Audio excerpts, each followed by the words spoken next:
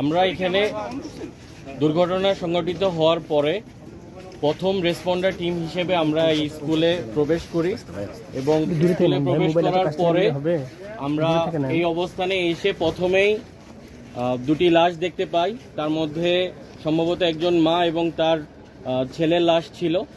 তো আমরা এই লাশটা দেখার পরে আমাদের সেনাবাহিনীর প্রত্যেকটা সদস্যের জন্য তার ইউনিফর্মটা গর্বের বিষয়। তো আমাদের ওই সময় আসলে আমাদের গর্বের চেয়ে ওই মা এবং ওই স্টুডেন্টের সম্মানটাকে আমরা প্রাধান্য দেওয়ার চেষ্টা করেছি এবং সাথে সাথে আমি এবং আমার সাথে যে সৈনিক আশিক, আমরা আমাদের দুজনের ইউনিফর্মটা খুলে তাদের সম্মান রক্ষার্থে আমরা কাজ করার চেষ্টা করি এবং ওটা করার পরে আমরা আমাদের উদ্ধার কার্যক্রমগুলো পরিচালনা করি।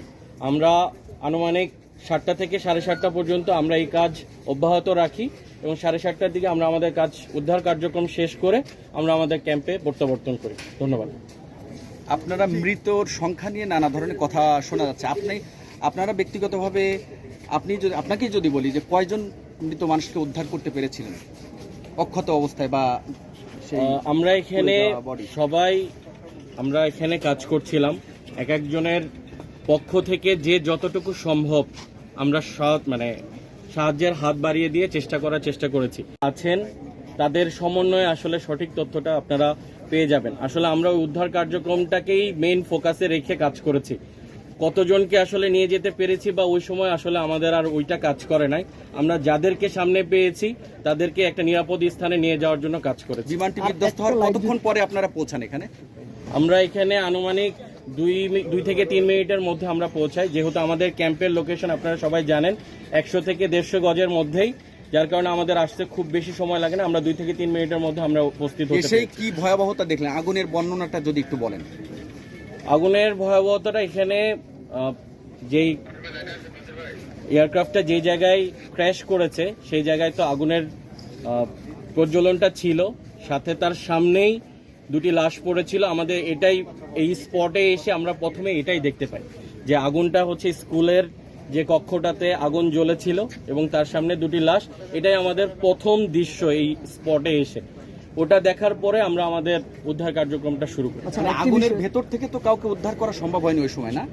ভিতর থেকে আমরা এবং আমাদের যে সৈনিকরা আছে তারা সবাই চেষ্টা করেছে ভিতর থেকে যারা তখনও জীবিত ছিল বা আহত অবস্থায় ছিল সেই আগুন জ্বলা অবস্থায় আমরা যতটুকু পেরেছি নির্বাপন করার মাধ্যমে ভিতরে প্রবেশ করে তাদেরকে উদ্ধার করার চেষ্টা করেছি এবং অনেকাংশেই আমরা আল্লাহর রহমতে তাদেরকে উদ্ধার করতে সক্ষম হয়েছি।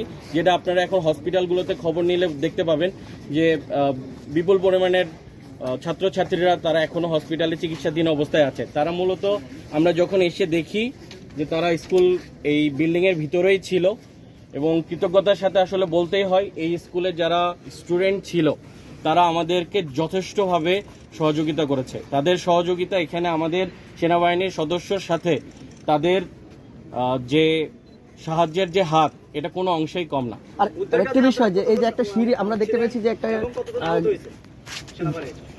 সেনাবাহিনীর কি কেউ আহত হয়েছে? আমাদের সেনাবাহিনী আপনারা সবাই জানেন যে হচ্ছে উদ্ধার কার্যক্রম শেষ করার পরে সর্বমোট 25 জনের মতো আমাদের সৈনিক অসুস্থ হয়েছিল, বাট ক্রিটিক্যাল পর্যায়ে কেউ নেই।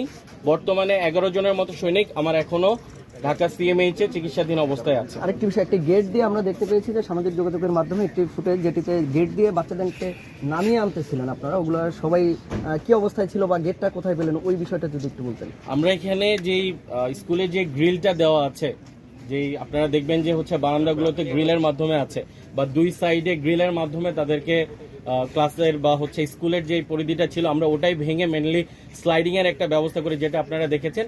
এটাই মেনলি আমরা ওখানে তাৎক্ষণিকভাবে ওটা আলাদা করে না, এখানে স্কুলের যেটা ছিল সেটাকে আমরা ব্যবহার করে মেনলি ওটা করার চেষ্টা করেছি। ধন্যবাদ। একটু নাম